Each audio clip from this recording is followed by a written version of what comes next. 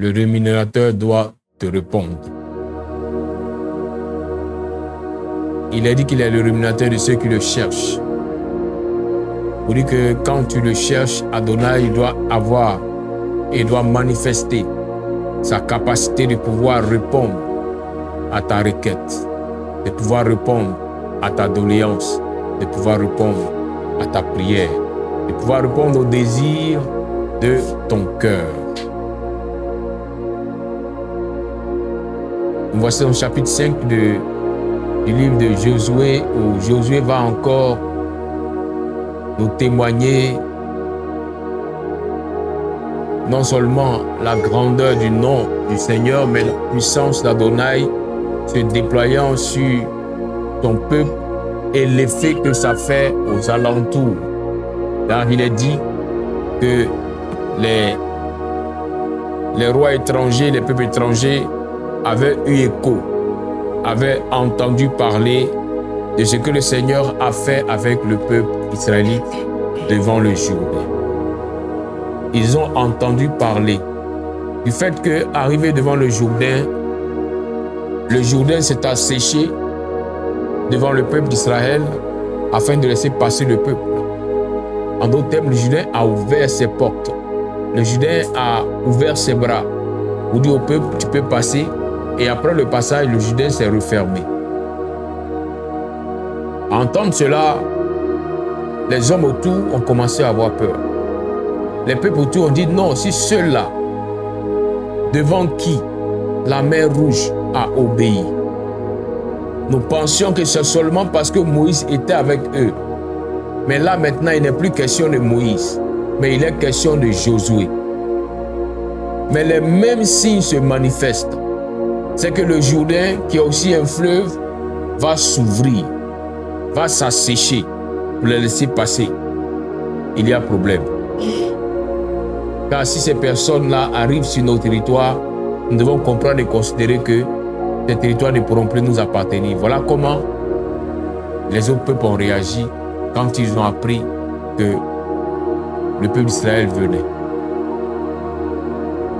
Bien-aimés, avant que le Seigneur ne puisse répondre à ta préoccupation ou à ta doléance, c'est que le Seigneur a pris la peine de regarder, de t'observer et de voir que toi aussi, tu as respecté ses prescriptions, tu as respecté ses ordonnances. Voilà pourquoi en retour, il peut lui aussi se manifester et faire des choses qui pourront te faire plaisir. Souvenez-vous que la parole d'Adonai déclare qu'il est judicieux pour un homme de ne pas se moquer d'Adonai, parce que ce qu'un homme aura sémé, il le moissonnera. Si je respecte sa parole, en retour, je verrai que le respect que j'ai présenté au Seigneur me sera redonné au centuple dans la manifestation de la grâce de Dieu pour ma vie.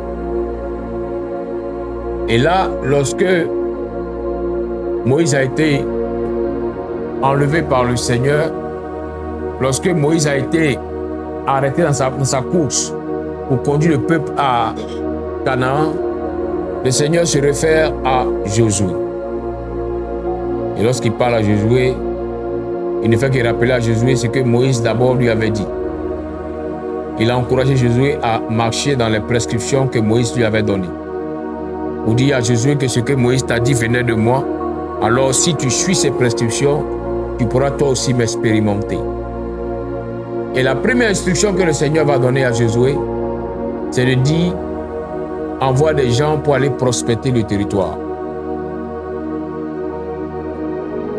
Envoie des gens pour aller vérifier. Et ainsi, Josué va sélectionner 2 personnes qui iront pour aller prospecter le territoire de Jéricho. Ils vont aller, ils vont revenir avec des informations et à la suite, Josué maintenant va se lever et va commencer à avancer. Mais tout cela est dû à une promesse que le Seigneur a faite. Il a dit à Moïse, tout territoire sur lequel ton pied foulera, je te le donne en héritage.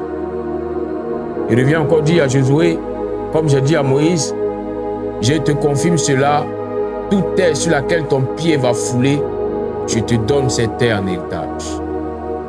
Alors bien aimé, comprenez que le Seigneur ne peut pas aller contre sa parole. il a dit, voici la clé pour avoir accès au territoire. Il faut fouler le territoire. Il faut que vous ayez accès au territoire. Mais Jésus a compris qu'on peut avoir accès au territoire, mais en premier temps, si on va en grand nombre, les hommes sauront, le territoire saura qu'on arrive.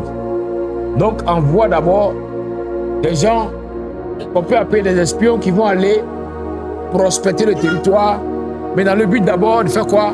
De marcher dans le territoire. Est-ce que vous me suivez en ce matin? La promesse est, si vos pieds ont touché le territoire, je vous donne le territoire. Mais Jésus s'assoit et puis il regarde et dit, mais Seigneur, tu m'as dit, c'est vrai. Mais la grande question que nous nous posons, c'est que qui a envoyé Josué, qui a demandé à Josué d'envoyer les deux espions sur Jéricho? Ça n'a pas été le Seigneur. Sinon, nous, on aurait dit que non, le Seigneur a dit à Josué, envoie deux personnes. Non. Mais Jésus s'est assis et il a analysé les paroles du Seigneur. Il a réfléchi comment faire pour mettre en pratique ce que le Seigneur a dit sans que je n'échoue dans ma mission. Alors il envoie deux personnes pour aller prospecter. Il dit ces deux personnes représentent tout le peuple. Ils vont sur le territoire, ils posent la plante de leurs pieds dans Jéricho, alors nous pourrons avoir Jéricho. Mais si nous le levons tous pour dire que nous voulons aller, Jéricho va être fermé. Est-ce que vous comprenez un peu? La promesse c'est que si on veut Jéricho, il faut que nos pieds touchent Jéricho.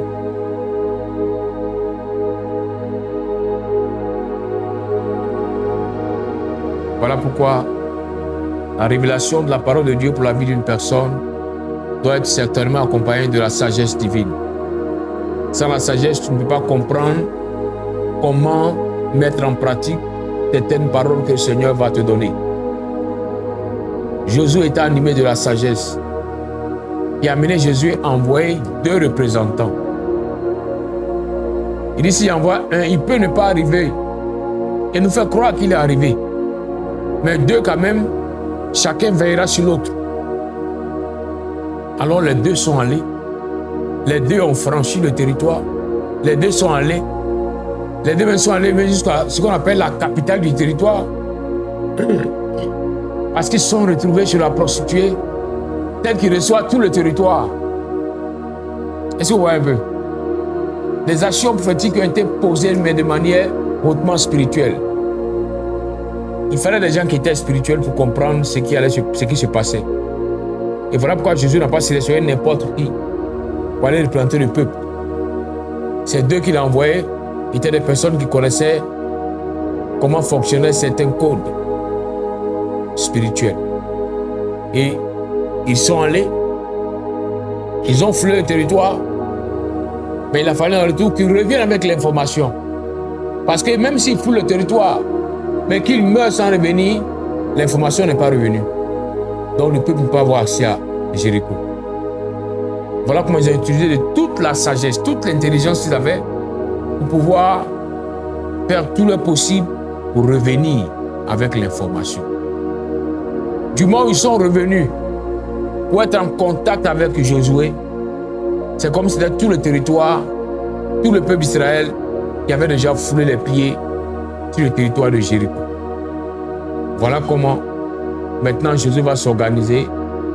Il va dire au peuple, nous allons nous préparer maintenant pour aller affronter, pour aller récupérer le territoire. Mais bien aimé, avant d'aller récupérer le territoire, le Seigneur va interpeller Jésus pour dire oui, vous avez vu, vous avez prospecté.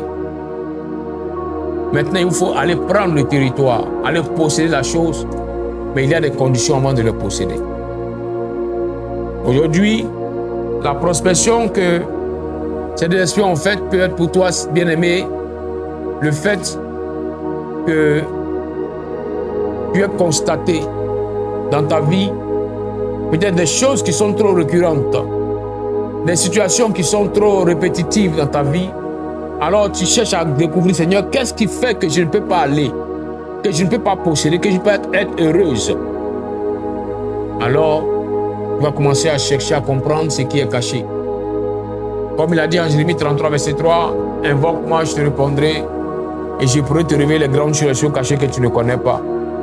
Et quand tu l'invoques, il va te révéler ce qui est caché. Mais quand tu as l'information de ce qui est caché, ça ne te donne pas d'avoir déjà tout. Non, tu as simplement l'information. Il faut maintenant te préparer avant de pouvoir avoir accès à ce qu'il te faut pour être une personne heureuse. Et quand ils sont revenus, le Seigneur dit à Josué, tu vas chercher des couteaux de pierre et tu vas les aiguiser et tu vas circoncire pour une deuxième fois encore le peuple. Je dis, mais comment? Avant qu'on ne sorte, Moïse a fait cela. Il dit, oui, c'était en Égypte. Mais quand vous êtes sortis, pendant le temps que vous avez passé dans le désert, les enfants sont nés. Ils n'ont pas été circoncis. Et maintenant que vous allez avoir accès à la première promesse, à la première grâce, la première promesse, car Jéricho était à l'entrée de Canaan. La promesse était que je vous mène à Canaan, là où coule le lait et le miel. Il dit, avant d'avoir accès à la promesse, remets-toi en cause. Cherche à comprendre, est-ce que quand j'ai reçu la promesse, telle que j'étais, est-ce que maintenant je vais voir la promesse s'accomplir? Est-ce que je suis à ce même niveau? Amen. Oui. Lorsque tu as reçu la promesse, tu étais dans une posture. Mais maintenant que la saison arrive, où tu dois avoir accès à la promesse, dans quelle posture trouves-tu? Il dit à Josué au départ, tous étaient circoncis. Mais maintenant, il y a parmi vous, parmi vos enfants, plusieurs qui ne sont pas circoncis. Si vous osez entrer sur le territoire sans respecter la première condition, vous allez voir le territoire, mais vous n'allez pas posséder le territoire. Alors Josué va informer tout le peuple. Et Josué va circoncire tout le peuple. Tous ceux qui étaient nés dans le désert, qui n'avaient pas été circoncis, ont commencé à être circoncis là, à Gilgal, avant de chercher à aller attaquer, avant de chercher à aller prendre Jéricho. Souvent, le Seigneur a permis que tu sois à Gilgal, mais dans ta prestation, ton manque de sagesse, tu as sautillé en même temps pour aller rapidement à Jéricho. Et là, Jéricho t'a repoussé, Jéricho t'a vomi. Parce qu'avant d'arriver à Jéricho, il faut vérifier pour voir si tous ont été circoncis parmi ton peuple dans ta maison. Aujourd'hui, pour plusieurs, beaucoup de choses ont changé. Car peut-être au départ, tu étais célibataire. Au départ, tu étais sans emploi. Mais depuis un certain niveau, un certain moment, les choses ont changé parce que le Seigneur t'a permis d'avoir accès à plusieurs manifestations dans ta vie, dans ta famille, dans ta maison. Alors quand on regarde au point de départ, là où il t'a dit, viens pour que je t'accorde la bénédiction, et maintenant où tu te prépares à entrer dans la véritable bénédiction, il y a un temps qui est passé. Et les choses ont changé. Mais es-tu sûr que les choses qui ont changé sont totalement des choses qui plaisent aussi à Adonai, selon sa parole? Car le peuple était le peuple de Dieu. Mais le peuple avait des gens parmi eux qui avaient l'interdit de Dieu. Il fallait que Josué accepte de circoncire le peuple. Que Josué accepte de faire une deuxième circoncision pour ceux-là qui n'étaient pas circoncis. Au départ, il y a des choses que le Seigneur a pu t'accorder, te laisser avancer avec.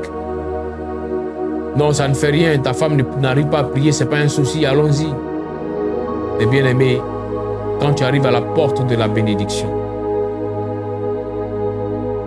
remets-toi en cause. Essaie de réparer ce qui était défaillant dans ta maison, dans ta vie, avant de continuer, avant de chercher à ouvrir la porte. Sinon, la bénédiction pourra venir, mais les chagrins qui vont suivre cette bénédiction vont t'amener à la refuser. Il dit, Jésus, c'est vrai que vous aurez mal. Ils vont pleurer. Il y en a qui ont grandi dedans parce qu'ils ont fait 40 ans dans le désert. Il y en a qui ont vieilli, qui ont 30 ans, 5 circoncis. Ils vont sentir la douleur. Mais il te faut les circoncis avant de fouler les pieds sur le territoire de Canaan. Mon frère, ma soeur, il est temps pour toi de passer à la deuxième circoncision. La deuxième circoncision de ton cœur, la deuxième circoncision de ta vie, la deuxième circoncision de ta consécration. Est-ce que ton zèle premier est toujours le même zèle que tu as aujourd'hui? Est-ce que tu n'as pas faibli dans ta méditation de la parole, tu n'as pas faibli dans le temps de prière? Est-ce que la négligence n'est pas entrée dans tes habitudes? Pourtant, auparavant, tu étais cette personne zélée, inspirée. Cette personne, lorsqu'on la regardait, qui donnait l'envie même de venir prier, car on sentait la grande motivation. Qu'en est-il aujourd'hui pour toi? Maintenant, tu as la porte de Canaan. Maintenant, tu as la porte de la bénédiction. Quelles sont toujours les motivations que tu as? Quel est le zèle que tu présentes toujours? Es-tu le même zèle que tu as présenté dans le départ? Pour qu'Adonai dise oui, c'est mon fils, c'est le même. C'est ma fille, c'est la même. Remets-toi en cause.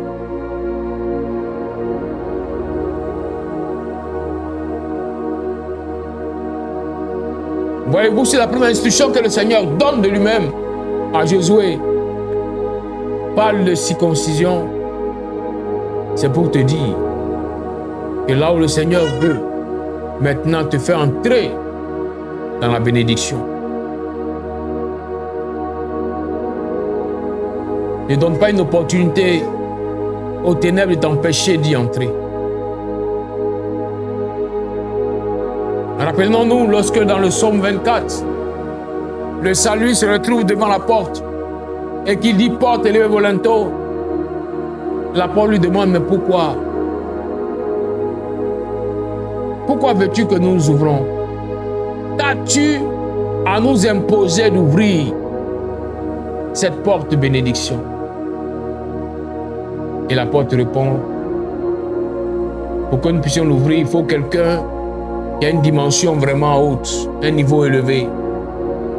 Mais le psalmiste dit, pour que la volonté d'Adonai entre, il dit le roi de gloire entre. Mais il entrera comment? Parce que la parole qu'il a promise doit entrer. La parole est arrivée à un niveau où elle doit avoir accès à la porte. Mais bien aimé, avant cela, dans le même psaume 24 l'a dit, qui pourra monter à la montagne de l'Éternel? Qui pourra s'élever? Il dit celui qui a les mains innocentes et le cœur pur. Celui qui ne livre pas son âme au mensonge et celui qui ne jure pas pour tromper. Il a donné 4 conditions pour que la porte puisse obéir afin que la promesse d'Adonai entre avec toi.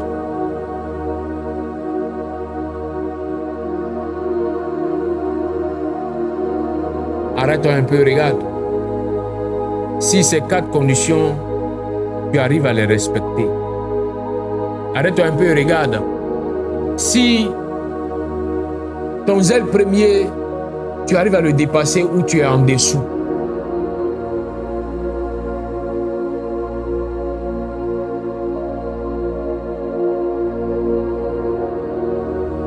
Parce qu'au départ, ce qui a motivé l'Esprit du Seigneur à te donner cette révélation de la bénédiction, c'était ta motivation, c'était ton zèle, c'était ta décision.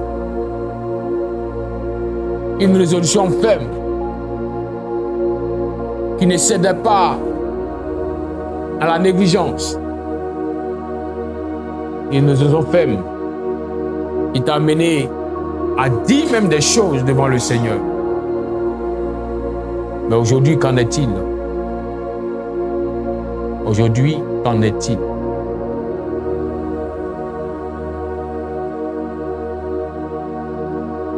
Voilà pourquoi l'apôtre Paul dit que la fin d'une chose est mieux que ce commencement. Il est bien de débuter la marche de la foi en étant motivé, mais il est encore mieux de rester dans la motivation. Ne sois pas en train de crier, en train de prier, en train de jeûner parce que tu as faim, tu n'as pas à manger. Parce que demain, quand tu seras rassasié, est-ce que tu pourras encore crier? Est-ce que tu pourras encore jeûner? Est-ce que tu pourras encore être motivé?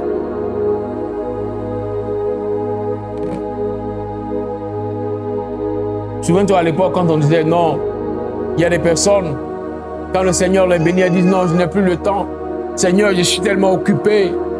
J'étais parmi ceux-là qui disaient oh, mais les gens sont ingrats. Comment Dieu les bénit et puis ils n'ont plus le temps pour le Seigneur. Mais qu'en est-il pour toi aujourd'hui? Il ne t'a pas encore béni. Il a simplement permis au vent de la bénédiction de souffler seulement que sur toi. Regarde ta position.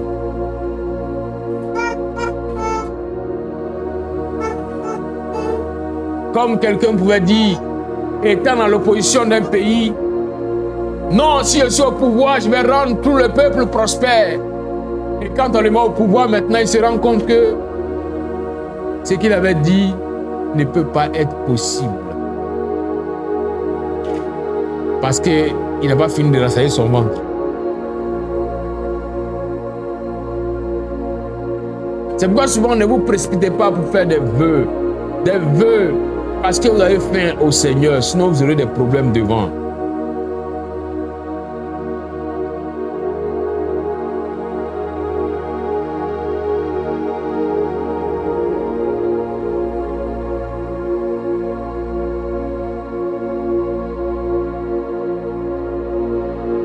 Jésus dit, si le Seigneur a dit qu'on doit circoncire le peuple, alors nous allons nous arrêter. Nous arrêter et faire la circoncision.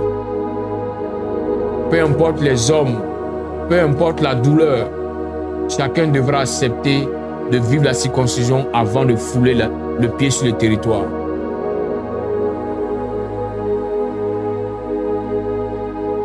Et à Gilgal,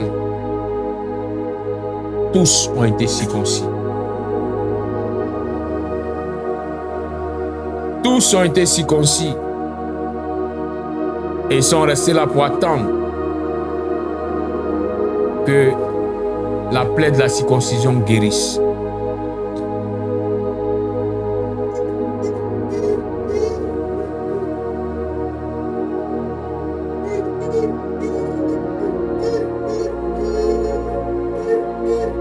Et lorsque la plaie de la circoncision a guéri, alors maintenant, Josué va aller dans la présence du Seigneur pour dire, Seigneur, maintenant que j'ai accompli, maintenant que nous avons accepté de faire ta volonté, donne-nous maintenant d'entrer à Jéricho.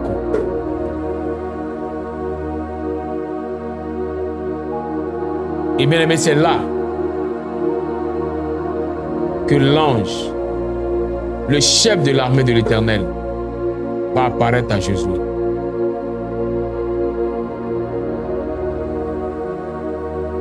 Dès que Jésus est en train de prier, après qu'il ait accompli ce que le Seigneur lui a demandé, il est en train de prier et il voit quelqu'un devant lui qui a déployé son épée. Jésus lui demande, est-ce que tu es avec nous ou es-tu de nos ennemis? Il dit non, je ne suis pas de vos ennemis, mais je suis le chef de l'armée de l'Éternel. Et lorsque Jésus entend cette parole, il se rend compte que voici l'ange éternel qui vient d'apparaître devant moi. Et la Bible déclare que Jésus s'est incliné sur ses faces et il a posé une seule question à l'ange. Il a posé une seule question à l'ange.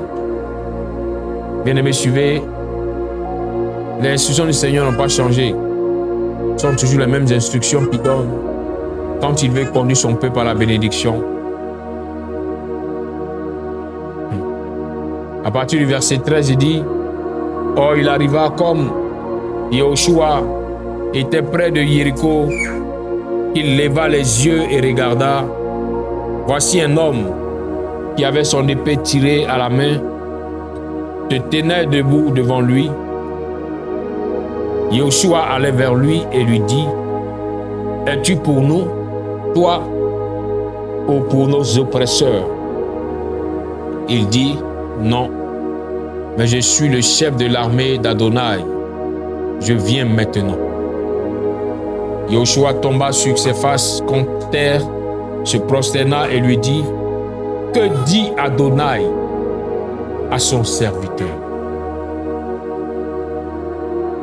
Le chef de l'armée d'Adonai dit à Yahushua, « Ôte tes sandales de tes pieds, car le lieu sur lequel tu te tiens est saint. » Et Yahushua fit ainsi. Bien-aimé, c'est le même cheminement qu'avait emprunté Moïse avant lui. C'est le même cheminement que Josué emprunte maintenant. Vous dites que le même Elohim a les mêmes instructions, il n'a pas changé. Quand il a rencontré Moïse dans le feu du buisson ardent, il lui a dit, « Ôte tes sandales de tes pieds. » Il rencontre Josué, il lui dit encore, « Ôte tes sandales de tes pieds. » Tu veux que je sois avec toi pour te conduire à la bénédiction. La seule chose que je te demande, c'est de toujours ôter les sandales à tes pieds et de me suivre. Tant que tu resteras dans la consécration, dans la pureté, dans la vérité, tu verras toujours l'ange du Seigneur te dévancer, ouvrir des chemins, te dévancer, aplanir des sentiers pour que tu puisses avancer.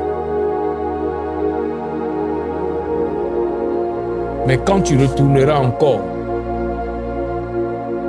à ta vie impure du passé, il y a des choses que l'ange du Seigneur ne fera plus avec toi. Quand il parle, il ne parle pas. Il ne dit pas à Josué, dis aux gens d'ôter les chaussures qu'ils ont portées. Il dit, toi, ôte les chaussures de tes pieds. Quand il parlait à Moïse, il ne disait pas à Moïse, va dire aux gens d'ôter les chaussures. Il dit, Moïse, ôte les sandales de tes pieds. Ce sont des choses qui t'ont appartenu longtemps. Ce sont des choses dont tu as eu l'habitude d'utiliser longtemps, mais qui ne sont plus harmonisées avec le plan de Dieu. Détache-toi de cela. Des caractères, des comportements, des actions négatives, des actions de méchanceté que tu as empruntées depuis l'enfance, depuis la famille, depuis la nation, depuis le pays, depuis la tradition, pour venir avec ça dans l'église. Il dit, enlève cela et suis-moi. Ce sont tes souliers, c'est vrai. C'est pourquoi je te demande toi-même de les enlever. Prends la résolution de dire, je veux me détacher de cela. Je veux les délaisser et suivre ta voie. Et tu verras que là même tu te retrouves à l'entrée de Canaan, il est possible pour toi de voir cette muraille dite invincible, indestructible par les hommes, s'écrouler parce que tu obéis à ma voix. Car Jéricho, ce n'est pas une force physique ou d'intelligence humaine qui peut renverser Jéricho. Mais Jéricho peut être renversé seulement que si nous sommes obéissants. Si tu es obéissante à la voix du Seigneur pour ta vie. Là où le Seigneur t'a dit, ma fille, arrête de faire ceci. Mon fils, arrête de faire cela. Un temps soit peu, tu avais arrêté. Mais depuis ce moment, la négligence est rentrée, tu as commencé à reprendre ces mêmes attitudes, ces mêmes comportements.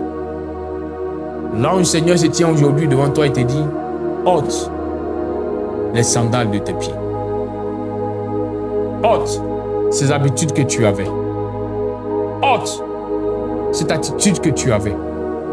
Ôte cette manière de voir les choses que tu avais. Car maintenant, nous allons entrer à Canaan. Non pas par tes compétences, mais par la volonté du Seigneur. Non pas par tes capacités, mais par la puissance du Seigneur.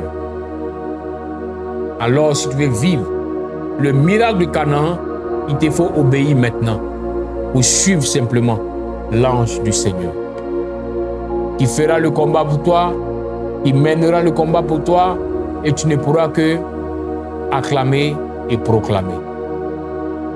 Voilà comment Josué, quand il comprend le message, il va commencer par lui-même, par se sanctifier et parler ensuite au peuple pour les amener à être saints avant de commencer même à faire le tour de Jéricho. Bien-aimé, avant de faire le tour de Jéricho, arrête-toi un temps soit peu et revois la structure spirituelle de ta vie.